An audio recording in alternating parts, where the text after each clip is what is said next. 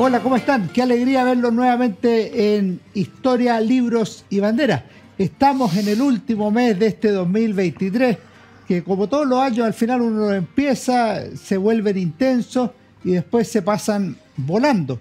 Tenemos con nosotros a Santiago Arangui, un excelente historiador, doctor en Historia por la Universidad Católica de Chile, que ha investigado temas muy interesantes como la revista Claridad y la Federación de Estudiantes de la Universidad de Chile en los años 20. También tiene una serie de estudios sobre el comunismo en América Latina, editado con Patricio Herrera, 4 volúmenes, y realmente un estudio muy serio con múltiples autores. Y recientemente ha publicado un libro, Ecos de la Revolución Proletaria, este 2023, por el Fondo de Cultura Económica, del cual es editor y coautor.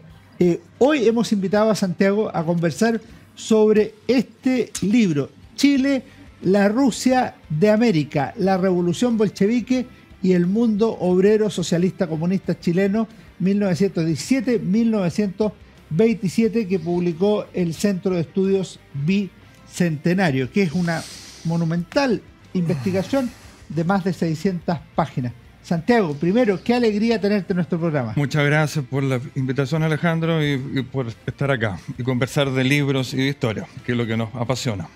Eso te iba a preguntar en primer lugar. Tu pasión se podría decir que llama la atención. A mí siempre me ha motivado mucho tu pasión por la historia, por los libros, por la edición de libros, por los comentarios de libros, por las fuentes. Es realmente impresionante. Yo supongo que es una vocación que se ha ido consolidando, pero también tu padre fue historiador, don Horacio Arangui. Mi madre también es profesora de historia. Se conocieron, de hecho, en la Universidad Católica. Mi padre fue ayudante de mi madre.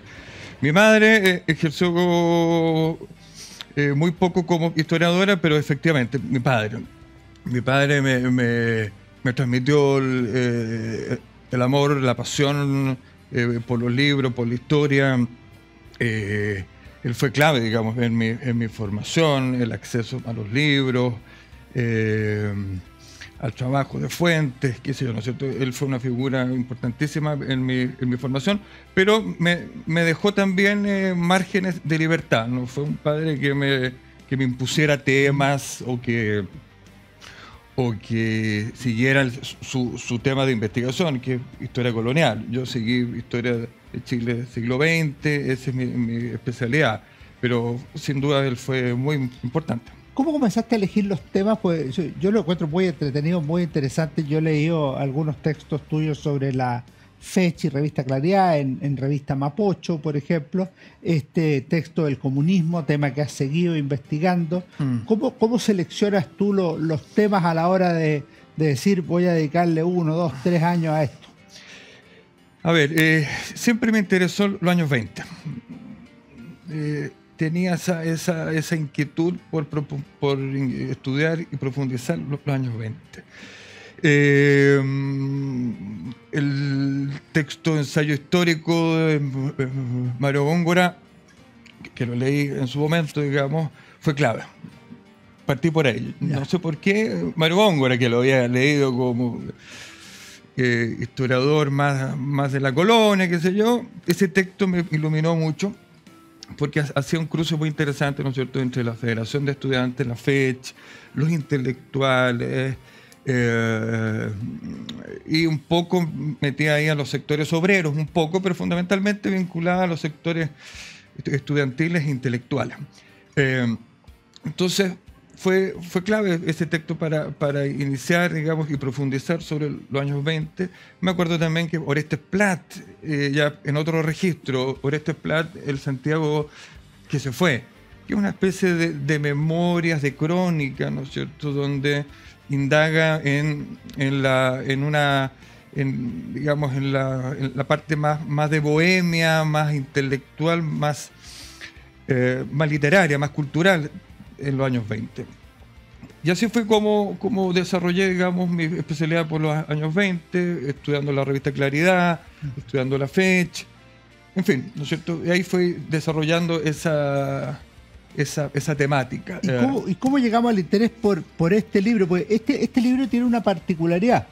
Es una historia de Chile, pero es una historia de Chile vinculada al mundo, a lo que está pasando en la posguerra, en la post-Primera Guerra Mundial, la crisis del liberalismo, la emergencia de los sectores obreros en distintos países, en Chile, la emergencia de los partidos comunistas a partir de la Tercera Internacional. ¿Cómo fue esto?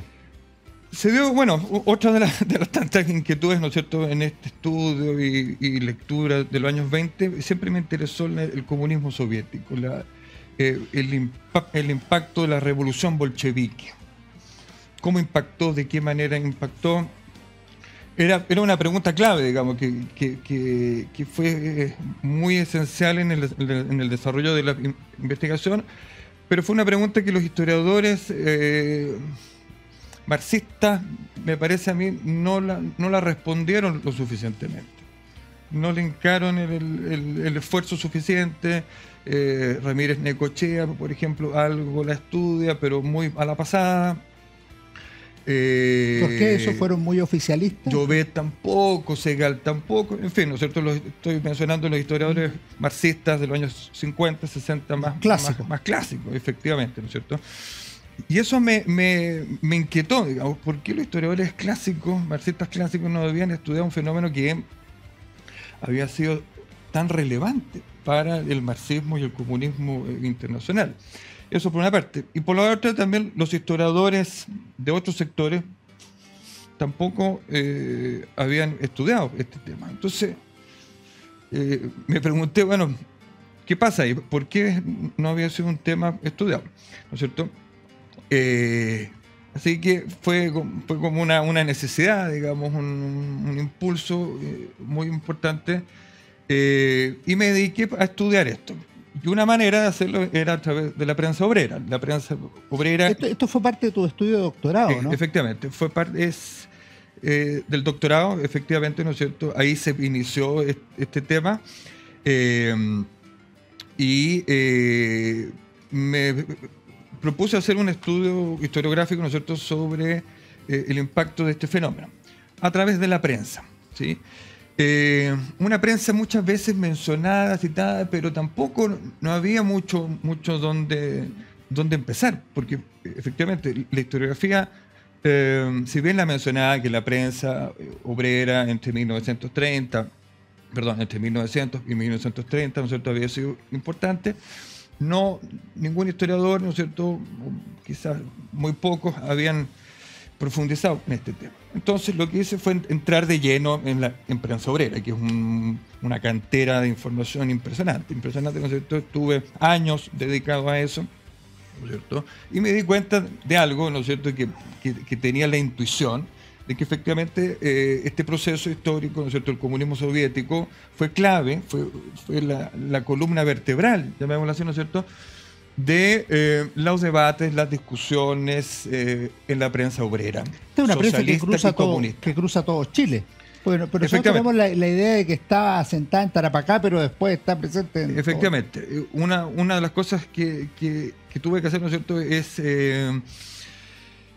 tener, digamos, un registro lo más amplio posible de la prensa socialista comunista. Y hablo de socialista porque está vinculada al POS, ¿no es cierto? Un POS que el luego POS es el Partido Obrero Socialista, el de 1912. 1912, efectivamente, ¿no es cierto?, que se funda en Iquique y que luego se convierte en enero del 22 en Partido Comunista. Entonces había que tomar ese periodo anterior, ¿no es cierto?, antes del 17, llamémoslo así, para entender bien cuáles eran los quiebres y las continuidades, ¿no es cierto? Entonces, efectivamente, lo que hice fue un registro lo más amplio posible territorialmente y geográficamente, ¿no es cierto?, desde el norte, centro y sur. ¿Y cuál dirías tú que fue, en términos clave, el impacto de la revolución bolchevique en el mundo obrero socialista comunista chileno? Yo diría que lo fundamental ahí tiene que ver con que el concepto de revolución propiamente tal se internaliza y se hace carne de cierta manera, ¿no es cierto? Ya no es un concepto abstracto, ¿no es cierto?, sino que a partir del 17, a partir de octubre, ¿no es cierto?, de ese año, tiene un lugar y un espacio determinado, ¿no es cierto? Y eso hace entonces que la prensa obrera gire su preocupación hacia lo que está pasando en el ex imperio zarista, digamos, y esta Rusia nueva, ¿no es cierto?, que emerge, concentra las preocupaciones de los sectores obreros, ¿no es cierto? Al principio, yo diría que fines del 17, principios del 18, hay todavía una cierta, un distanciamiento, no hay claridad, pero luego ya a partir del 18 en adelante, ¿no es cierto?, el mundo socialista y comunista ya adopta una posición clara, digamos, de adhesión y de simpatía, ¿no es cierto?, hacia lo que está pasando en esta Rusia soviética, ¿sí? Y a partir de entonces ya es una comunión, prácticamente una relación tremendamente estrecha, ¿no es cierto? Y a partir del 19, con la creación de la Tercera Internacional, ¿no es cierto?, la Internacional Comunista, ya ahí marca un quiebre definitivo, ¿no es cierto? Ahí no hay vuelta atrás. El apoyo es absoluto, ¿no es cierto? Y ahí, digamos, la prensa socialista y comunista en Chile ya declara admiración absoluta, ¿no es cierto? Y no hay un cuestionamiento, no hay cuestionamientos ni críticas de ningún tipo, a diferencia de lo que ocurre en el mundo anarquista. Vamos a ir a eso en un par de minutos, porque efectivamente hay ahí unos matices o discrepancias. Pero te quería preguntar antes, por la visita de Luis Emilio Recabarren a la Unión Soviética. Luis Emilio Recabarren fue el principal líder obrero y comunista chileno en el primer cuarto del siglo XX. Él escribió un libro sobre su viaje a Rusia y fue muy admirativo respecto de lo que estaba ocurriendo en ese gran país. ¿Cómo lo evalúas tú? Porque además coincide con la fundación del Partido Comunista de Chile, con el nombre de Partido Comunista de Chile en 1922. Sí, efectivamente. Recabarren visita la Unión Soviética en su condición tanto de dirigente de la Foch como de dirigente del Partido Comunista, es decir, en ambas situaciones. Y eso es tremendamente importante, ¿no es cierto? Y va a ser clave en su mirada que va a tener de la Unión Soviética, digamos, ¿no es cierto? Él parte en agosto, sí, si no me equivoco, en agosto del año 22 hasta enero del 23. Y estando allá, él enviaba crónicas, columnas, de tal manera entonces que se publicaran en los diarios. Que los lectores de la prensa obrera estuvieran informados respecto de su periplo, de su viaje. Entonces fue un testimonio vivo, un testimonio de primera mano, ¿no es cierto?, respecto de su experiencia. Y luego ya a su regreso, febrero, marzo del 23, se compilan esos textos, se incluyen otros, ¿no es cierto?, se edita y se publica como folleto. Y a partir de ahí va a ser clave porque con ese folleto en mano establece una gira a través de todo el territorio nacional, ¿no es cierto? Y se propuso a partir del 23, ¿no es cierto?, mediados del 23, y el año 24, ¿no es cierto?, hasta su muerte, diciembre del 24, ¿no es cierto?, está dedicado absolutamente, ¿no es cierto?, a difundir su experiencia en la Unión Soviética. Y con ese folleto, ¿no es cierto?, va a ser clave. Y hace giras y la prensa misma, ¿no es cierto?, cubre esas actividades, ¿no es cierto?, y sus esfuerzos están dirigidos ahí, vamos, a mostrar. Eso en la práctica marca como una especie de visión canónica del Partido Comunista de Chile sobre la Unión Soviética, sobre la revolución en sus primeros años. Efectivamente, ¿no es cierto?, pensando que eso va a ser clave en la formación de los militantes comunistas en ese periodo, digamos, ¿no es cierto? Mediados, fines de los 20, ¿no es cierto? Y ese texto va a ser clave porque va a ser además el primer dirigente comunista que visita la Unión Soviética hasta, si no me equivoco, Laferte, el 37, ¿no es cierto? Y que ya va a ser importante, ¿no es cierto?, en otro contexto, que sea, ¿no es cierto?, con otras características, pero Laferte no va a escribir un documento. Lo que hay son entrevistas en periódicos, cosas dispersas, ¿no es cierto?, pero no tiene la envergadura, el peso, digamos, ¿no es cierto?, la influencia tampoco, el impacto, ¿no es cierto?, que sí tuvo, en cambio, el folleto del año 23, que efectivamente es canónico. Se establece una lectura, una interpretación, ¿no es cierto?, que va a ser decisiva, ¿no es cierto?, en la militancia comunista. ¿Y eso explica un poco por qué es tan acrítica la visión comunista respecto de la Unión Soviética? No es lo único, pero es uno de los elementos. Sí, efectivamente, ¿no es cierto? Hay una visión, sesgada, evidentemente, ¿no es cierto? Las lecturas de por sí, las interpretaciones son sesgadas. Pero es una visión donde, pensando en el año 22, que es un año muy complicado, ¿no es cierto?, después de la guerra civil, o ya en el último término, con una Rusia devastada económicamente, políticamente, es decir, la situación interna es tremendamente complicada, dificilísima, ¿no es cierto? Pero además coincide, ¿no es cierto?, y esto hay que entenderlo en un contexto macro también, es muy usual en la época que dirigentes políticos, sindicalistas, partidistas en América Latina y en el mundo entero, ¿no es cierto?, visiten la Unión Soviética. Se produce, digamos, ahí, ¿no es cierto?, lo que menciono en ese libro como una literatura de testimonio, ¿no es cierto?, la experiencia testimonial va a ser clave, ¿no es cierto?, en consolidar una visión de la experiencia del comunismo soviético, ¿no es cierto? Y de hecho la prensa obrera en Chile difunde a través de columnas, de escritos, ¿no es cierto?, los propios testimonios de dirigentes europeos, economistas, políticos, qué sé yo, y argentinos también, uruguayos, en fin. Entonces ahí se arma, digamos, el esquema completo, para entender que efectivamente, ¿no es cierto?, es parte de un engranaje, digamos, parte de un proyecto propagandístico más amplio. Santiago, vamos a hacer un pequeño alto y seguimos conversando sobre el libro Chile, la Rusia de América, la Revolución Bolchevique y el Mundo Obrero Socialista Comunista Chileno 1917-1927.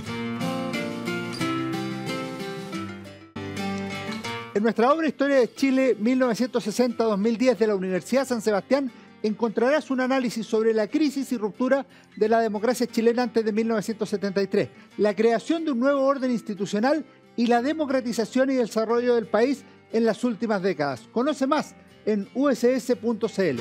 En CMPC llevamos un largo camino fortaleciendo nuestro trabajo, lo que nos ha permitido desarrollar distintas iniciativas junto a comunidades, por ejemplo, con la recuperación de un árbol extinto o el restablecimiento de agua potable en zonas rurales, la conexión del turismo y cultura a través de una sola ruta, o también el desarrollo de envases reciclables y amigables con el medio ambiente. Son esos y otros desafíos los que hoy nos permiten creer en el valor de las soluciones inspiradas en la naturaleza. CMPC, creando valor natural. Conoce más en cmpc.com. Seguimos en nuestro programa, estamos conversando con Santiago Aránguiz. Este libro es realmente excelente para los que estén interesados en la historia de Chile, en la historia de la izquierda, del comunismo, en la historia del movimiento obrero. Esta es una obra fundamental que ha sido muy bien comentada también en las revistas especializadas. Santiago, te quería preguntar algo que apareció ahí, que insinuamos, que son las diferentes formas de observación respecto de la Unión Soviética en comunistas y anarquistas. Cuesta entender a muchos chilenos lo que significaba el anarquismo en los primeros 20 o 25 años del siglo, que era realmente muy importante, como lo han mostrado los estudios de Sergio Grés y otros. Pero además lo que yo he alcanzado a estudiar es que veo que hay una especie de comunidad respecto de la valoración de la revolución en sí pero una diferencia respecto de lo que sigue la revolución, que tiene que ver con aspectos teóricos. Los comunistas valoran el régimen establecido en la Unión Soviética, en cambio guardan distancia los anarquistas. ¿Cómo podrías explicar tú lo que efectivamente ven ambos sectores del mundo sindical, obrero chileno? Efectivamente, si uno hace una revisión historiográfica, digamos, de la producción historiográfica de lo que se ha escrito y publicado sobre el anarquismo en Chile, el libro de Sergio Grez, sin lugar a dudas, es importante, ¿no es cierto? Pero llega hasta el año 15. Eso es una cosa. De tal manera que ese libro es del 2007, 2008 más o menos, ¿no es cierto? Pero no teníamos lo que pasaba posterior a eso, digamos, que es importante para entender no solamente la Primera Guerra Mundial, ¿cierto? El impacto que tuvo ese conflicto en el mundo anarquista, sino que no está tampoco, o no sabíamos, ¿no es cierto?, lo que había ocurrido con la experiencia bolchevique, la Unión Soviética, ¿sí? Y me di cuenta de algo, que es que efectivamente, ¿no es cierto?, para el mundo anarquista, octubre del 17 marcó un quiebre pero enorme. Eso es un elemento. Y un segundo aspecto, discutiendo con Sergio Grez, en esta sana discusión, evidentemente, ¿no es cierto?, es que la revolución bolchevique generó, digamos, un segundo aire, digamos, un reposicionamiento del anarquismo en los debates y en las discusiones en los sectores obreros, ¿sí? Hizo que el mundo anarquista, digamos, volviera a asumir un rol, un papel activo en términos doctrinarios, en términos ideológicos y en términos políticos, ¿sí?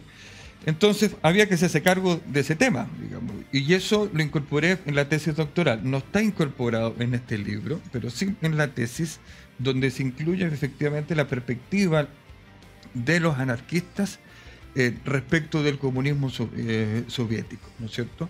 Y lo que hay, digamos, en pocas palabras, ¿no es cierto?, lo que se puede concluir es que para los anarquistas, ¿no es cierto?, la experiencia bolchevique fue, lo voy a decir en pocas palabras, absolutamente nefasta, así de claro, digamos. Fue una experiencia histórica muy negativa, ¿no es cierto?, en la medida que el establecimiento del comunismo significó dictadura, significó tiranía, significó persecuciones, ¿no es cierto?, y la prensa anarquista profundiza mucho en ese discurso, ¿no es cierto?, en esa dimensión tiránica, en esa dimensión autoritaria, ¿no es cierto?, del comunismo soviético. Lo que ellos quieren, dicen los anarquistas, es un comunismo, pero un comunismo libertario, un comunismo anárquico. No queremos el comunismo soviético,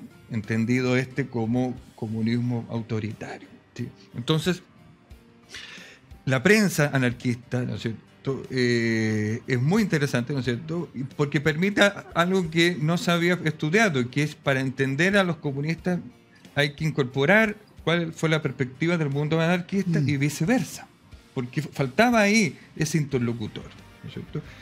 Los anarquistas le están hablando a los comunistas, le están hablando a los militantes anarquistas, pero le están hablando también a los comunistas, ¿no es cierto?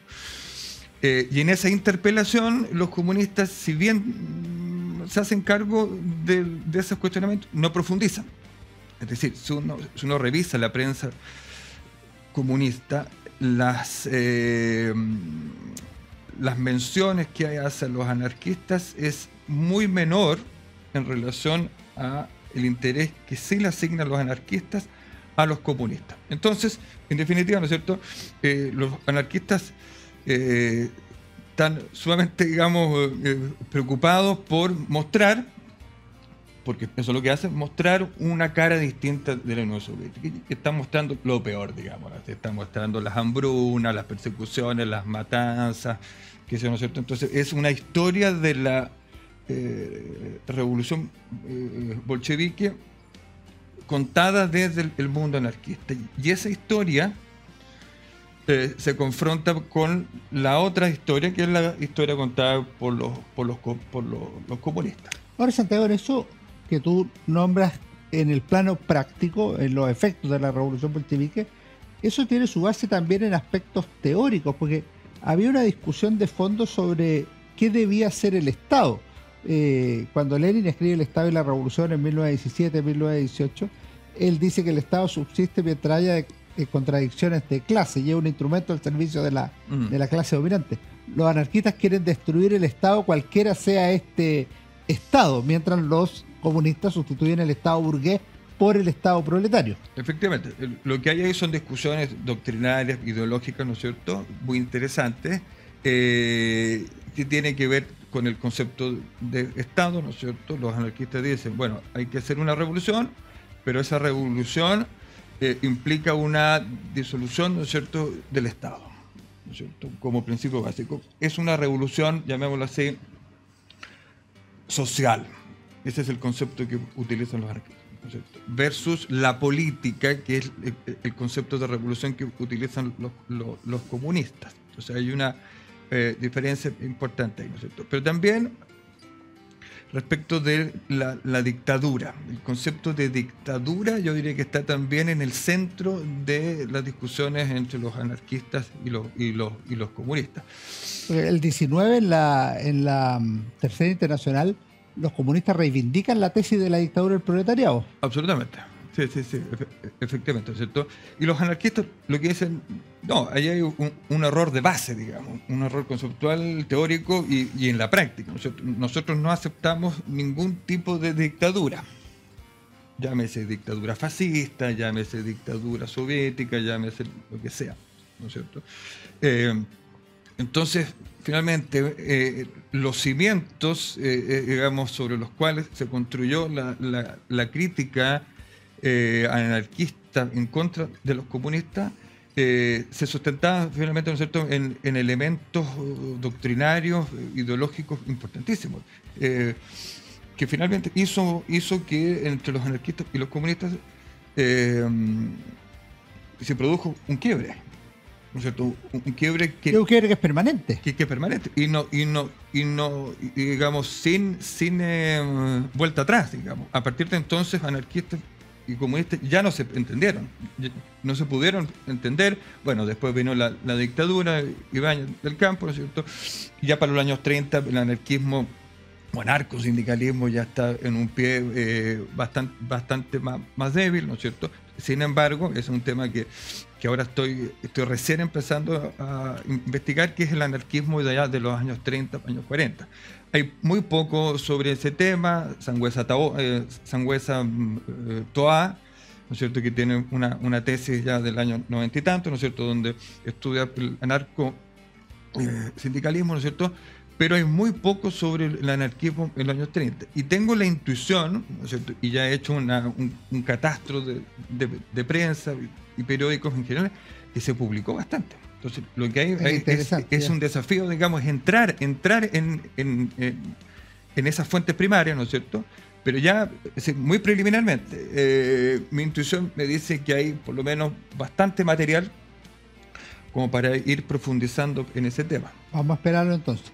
Te quería preguntar una cosa que algo tiene que ver con lo del anarquismo, pero aparte de la crítica anarquista a la revolución bolchevique, y aunque no es el tema de tu investigación, ¿lograste percibir otras críticas más radicalizadas a la revolución bolchevique del mundo conservador, del mundo católico o de algún otro grupo? Muy poco, porque no era el objetivo inicial. Bueno, y tú sabes que las tesis doctorales son bien constreñidas, digamos, ¿no es cierto? Focalizan. Entonces hay que focalizar, porque uno si no se va por las ramas, ¿no es cierto? Entonces algo menciono donde efectivamente, y es también otro de mis temas de investigación futuros, digamos, de estudiar, que no hay, digamos, lo poco que hay son tesis de pregrado y poco más. Marcelo Casals, que tiene en la su amenaza libro roja. La amenaza roja, pero que se concentra en los 60, pero previamente hace un análisis, ¿no es cierto? Pero insisto, no hay mucho más. Entonces, es un tema que hay que trabajar y quiero hacerlo, digamos, en los próximos años para ver, para estudiar, digamos, cuál fue la posición del mundo conservador, de la Iglesia Católica. Ya. Algo revisé del ejército, no fue mucho lo que encontré en ¿cómo se llama la publicación oficial del ejército? El memorial del ejército. Ese memorial, ¿no es cierto? No es mucho lo que hay, no es prácticamente nada lo que hay sobre el comunismo soviético, ¿no es cierto? En los años 20. Así que hay que investigar. Queda pendiente. Oye, en tu libro, Chile, la Rusia de América, yo originalmente pensaba que era una invención tuya. No. Está entre comillas. Sí. ¿De dónde viene esa frase Chile, la Rusia de América? Y si tiene o no tiene algún sentido que alguien la invente. Sí, esa frase la tomé de las declaraciones de un dirigente estudiantil, Jorge Neut Latour, que fue un radical de los años 20, dirigente de la FECH,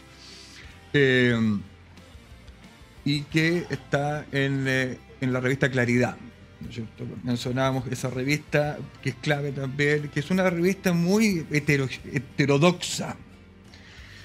Hay posiciones anarquistas, hay posiciones socialistas, posiciones maximalistas, ¿no es cierto?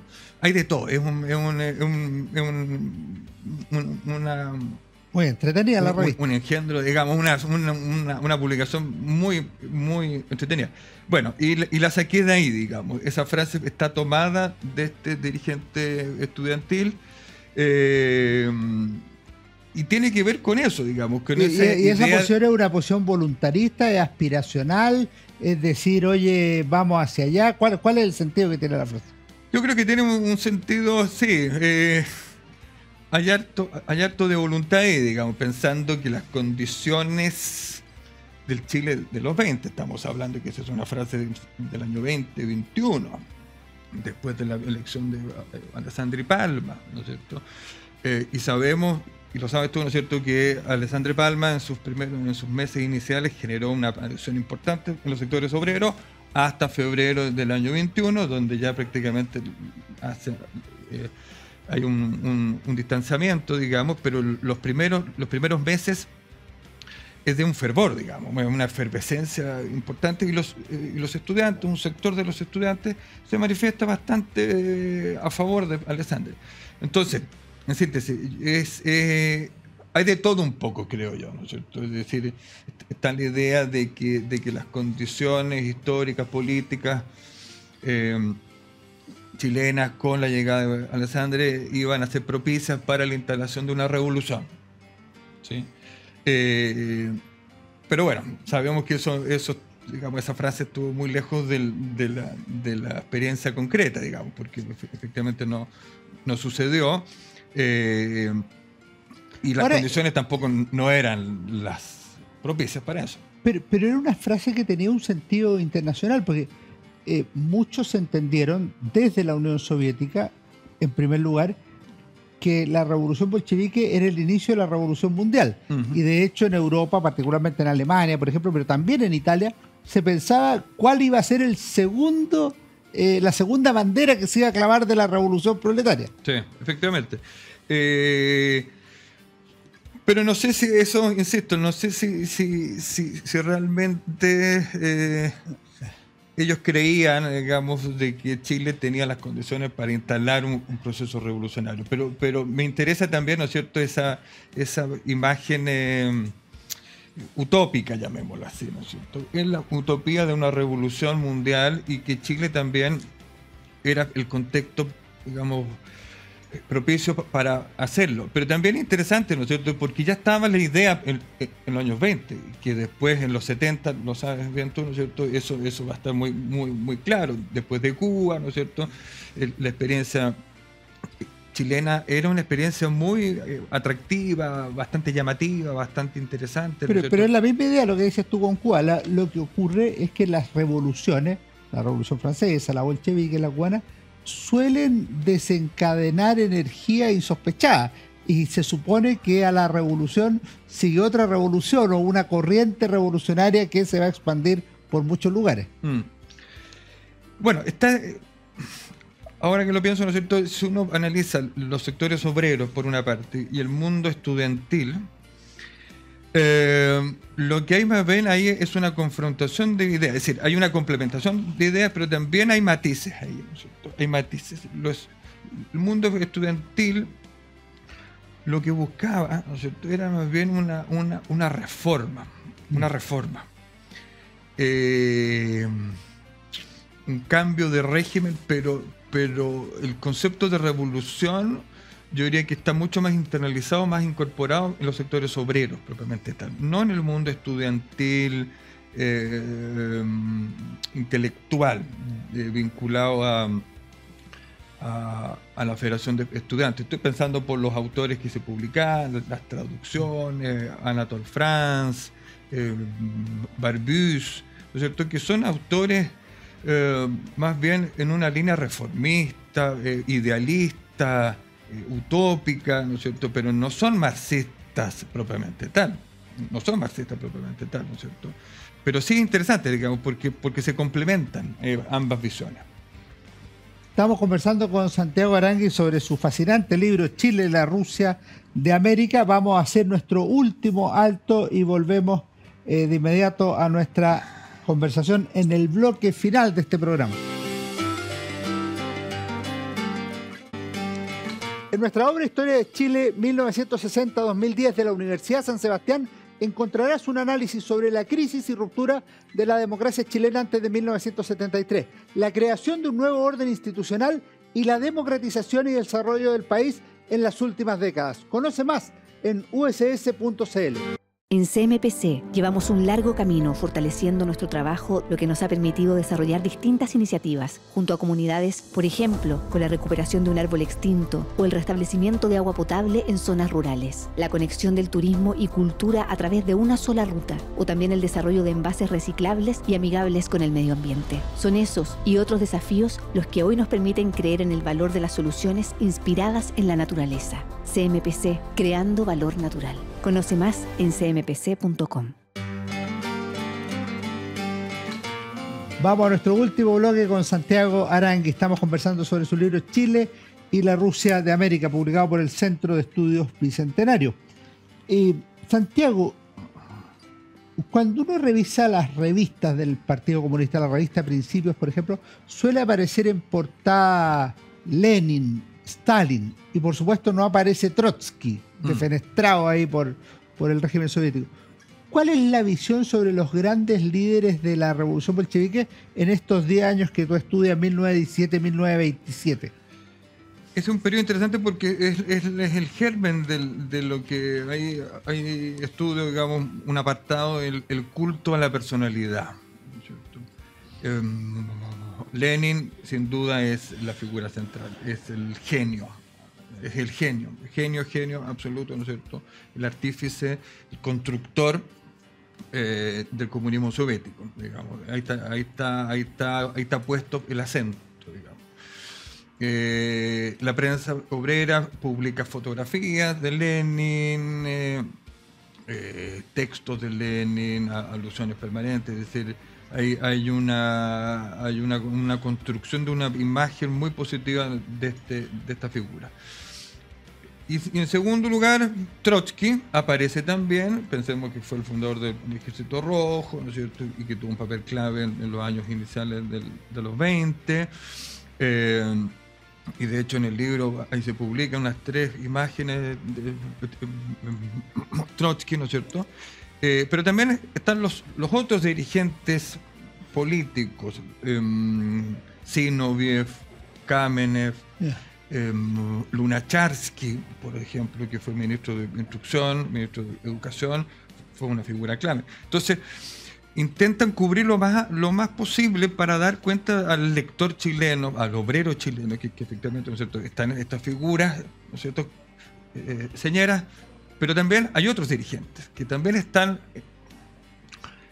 trabajando, están colaborando en la construcción del comunismo soviético. ¿Y Stalin cuándo aparece? ¿El 24 tras la muerte de Lenin? Hay una imagen, la única imagen difusa por lo demás, ¿no es cierto?, de de mala calidad es a partir del año 25, si no me equivoco, después de la muerte de Lenin, que se muere en diciembre del 24, aparece Stalin, ¿no es cierto? Pero no tiene, evidentemente no tiene, ¿no es cierto?, una relevancia. Pensemos que el corte del libro es el año 27, entonces entre el 25 y el 27, si bien hay alusiones, no son significativas. La imagen de Stalin se recupera en los años 30. Ahí sí que efectivamente, ¿no es cierto?, va a ser importante.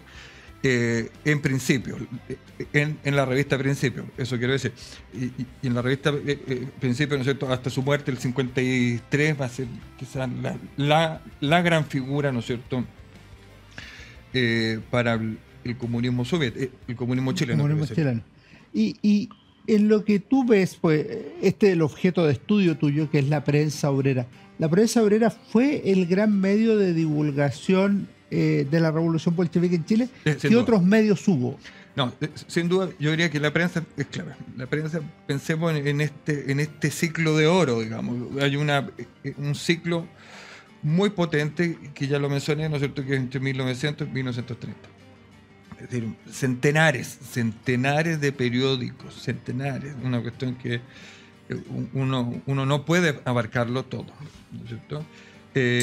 Intenté abarcar, digamos, lo más posible en este ejercicio de sectores territoriales y geográficos para dar cuenta de lo que pasaba en distintas partes, ¿no es cierto? Pero sin duda la prensa obrera fue importante. Sumado a eso también otras actividades propagandísticas, conferencias y charlas, ¿no es cierto? Eso también fue clave, ¿no es cierto? Estas giras que mencioné anteriormente, era muy común, ¿no es cierto?, que dirigentes y políticos comunistas realizaran estas giras, digamos, ¿no es cierto?, por distintas partes del país, ¿no es cierto?, para dar charlas, ¿no es cierto?, informativas en sindicatos y en otras partes, ¿no es cierto?, de lo que ocurría en la Unión Soviética.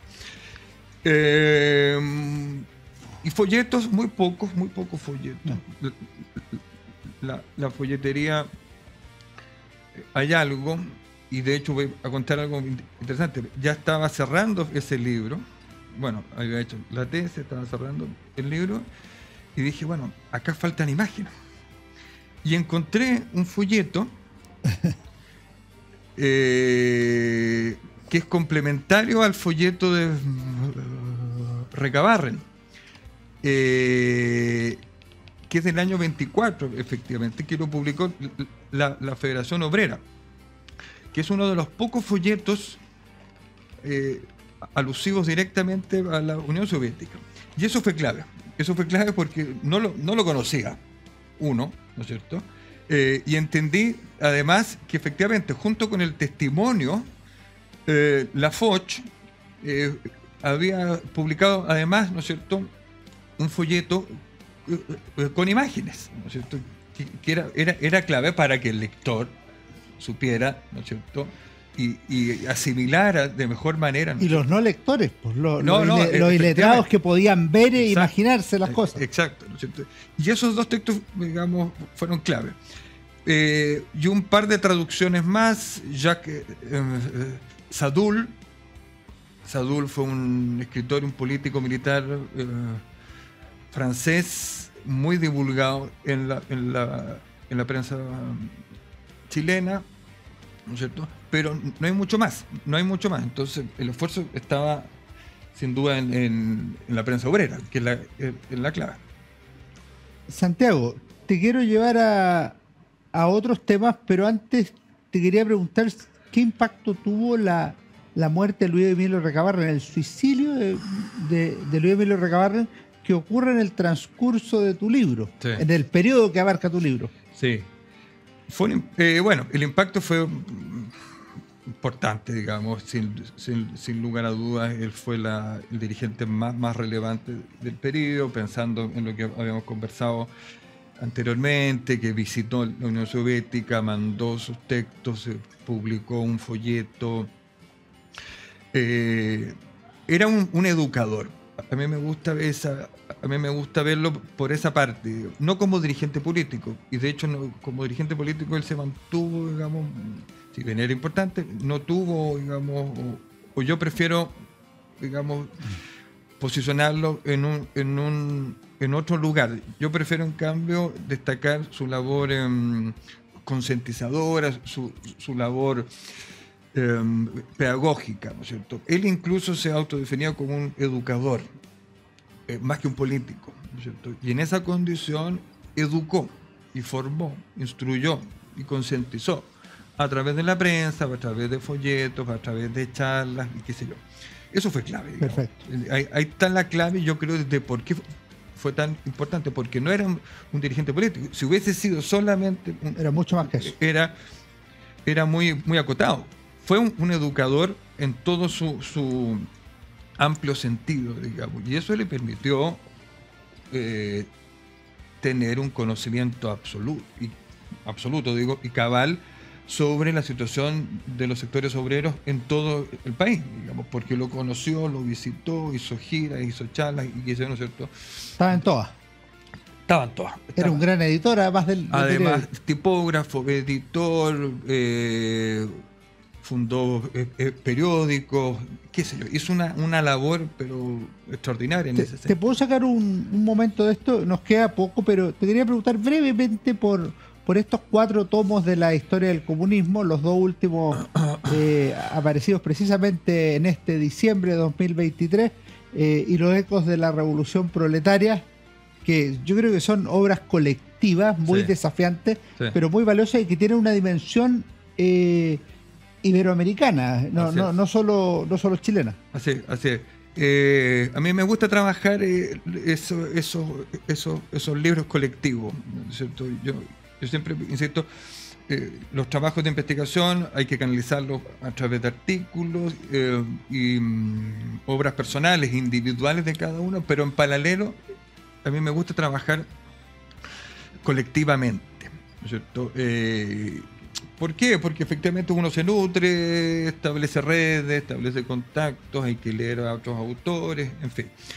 Y en la historia, en los comunismos, en plural, así lo catalogamos, ¿cierto? Era para dar cuenta efectivamente de la diversidad de corrientes comunistas en América Latina, ¿no es cierto? Sabiendo que efectivamente esa heterogeneidad es muy amplia y es imposible abarcar todo, pero por lo menos en ese libro, en esos 4 volúmenes, ¿no es cierto?, que parten del 17 y terminan en el 91, hay ¿cuánto? 15, debe haber unos 60 autores en total. Es decir, el esfuerzo es enorme de coordinación, de edición, de lectura, de revisión y qué sé yo, ¿sí? Ese es un esfuerzo que hicimos importante, ¿no es cierto?, para entrar en ese diálogo, ¿no es cierto?, con otros autores, ¿no es cierto?, y saber y actualizar de cierta manera los estudios sobre el comunismo que están en una etapa, yo diría, muy sana, muy potente, digamos. Hay una red de estudios sobre el comunismo que se están haciendo distintas actividades, charlas, simposios y qué sé yo. Una cosa, vamos a recomendar esa lectura y te vamos a dejar comprometido para venir a conversar de esos temas en un próximo programa, porque se nos está acabando y no podemos dejar que te vayas sin que nos recomiende algún libro, que nos digas qué libro te ha gustado, qué te gustaría que leyéramos, si es que hay alguna recomendación o lo que sea. Sí, bueno, mis lecturas son bastante heterogéneas. A mí me gusta leer mucho perfil biográfico, memoria, no tanto novela, ficción. Hoy día ya leo menos poesía incluso, pero en esta sintonía, en esta línea, sugiero a tres textos, digamos. Svetlana Alexievich, ¿no es cierto? La premio Nobel de Literatura. Homo Soviéticos, que yo creo que ya se conoce mundialmente, digamos, no estoy diciendo nada novedoso, ¿no es cierto? Acantilado, me parece. Acantilado. Ese Homo Soviéticos es un texto clave, ¿no es cierto?, para entender la Rusia fines de los 80, 90. Perfecto. ¿Sí?